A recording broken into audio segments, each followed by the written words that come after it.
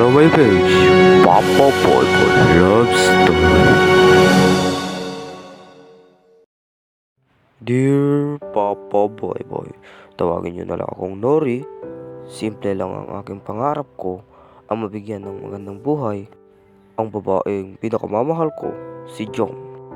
2 taon na kaming magkasama at sa loob ng panahong iyon, wala akong ibang iniisip kundi ang kinabukasan naming dalawa. Isang araw, kinausap ako ni Jom. Nori, kailangan kong pumunta ng Maynila. Pinapapunta ako ng tita ko doon para magtrabaho sa kanila. Sayang ang pagkakataon para rin to sa atin. Kahit mabigat sa loob ko na mawalay siya, pumayag ako, Papa Boy Boy. Sinuportahan ko siya. Itatid ko siya hanggang sa terminal ng bus. Bit-bit ko ang mabigat niyang bag. Pero mas mabigat ang nararamdaman ko bago siya sumakay. Niyakap niya ako ng mahigpit. Mag-iingat ka rito, Nori, para sa ating dalawa to. Sabi niya habang nakatingin sa mga mata ko. Nag-iwan pa ako ng pera sa bulsa niya para hindi siya magutom sa biyahe. Pinanood ko ang pag-alis ng bus hanggang sa maging tuldok na ilang ito sa malayo. Ang alam ko, trabaho pinuntahan niya. Ang alam ko rin, Papa Boy Boy, ako ang dahilan bakit siya magsisikap. Pagkalipas ng 10 araw, sinubukan kong tawagan yung mama ni Jom.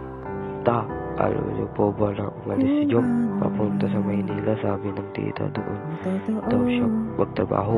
Sabi ng mama ni Jom. Anong Jom? Sabi niya sa bahay ng ate niya. Pagkatawag ng mama ni Jom kay tita niya, meron siya dito, nabigla ako. Bakit nandito siya?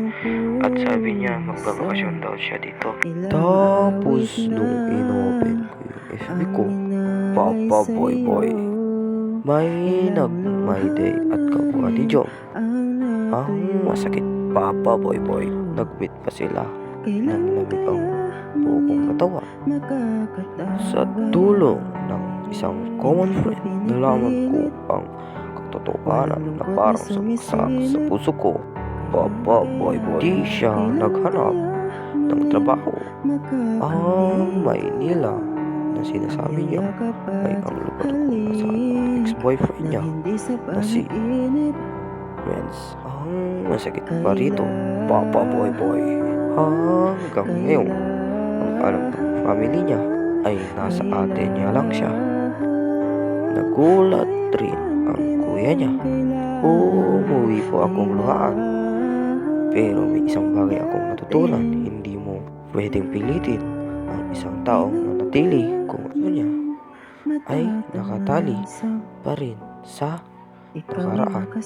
Pinagpalit ako sa taong akala ko ay kinalimutan niya. Salamat sa pakikinig, Papa Boy Boy. Sana ay magsilbing itong babala sa iba na ang katapatan ay hindi nababayaran ng paghatid sundo o pagbibigay ng lahat, dahil sa huli ang puso pa rin ang magpapasya kahit pa masakit ito ng taong wala nga namang ibang ginawa kundi ang magmahal ng tapat